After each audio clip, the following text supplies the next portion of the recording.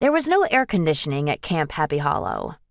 This was a big deal for a lot of the kids. It took weeks for some of them to acclimate to sleeping in the sticky night air. Claire was used to the heat. There was no central air at home, just a window unit in her parents' bedroom. On the hottest of nights, when the air was so still and thick you could barely breathe, Mom would invite Claire to sleep on the floor, but she never slept well there either. She knew better than to get used to the soothing hum of the motor or the cool breeze raising goosebumps on her skin.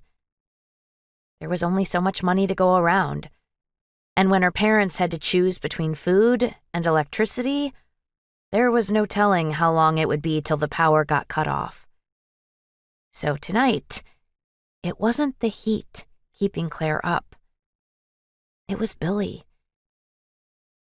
Just before the talent show had ended, she'd hidden behind an old cottonwood tree near the mess hall exit, along with Raelynn and Tasha. As Tasha had predicted, they'd blended seamlessly with the rest of the campers flooding into the night. Yet, instead of retreating immediately to their own cabins, they'd loitered by the bathrooms, the only place on the girls' side with a view of the boys' cabins, to wait for Billie. After almost a half hour with no sign of him, Claire couldn't ignore her sweaty palms and churning stomach.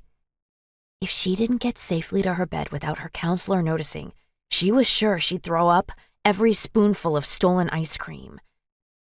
She couldn't risk getting in trouble, especially not now that she was part of Team Canteen.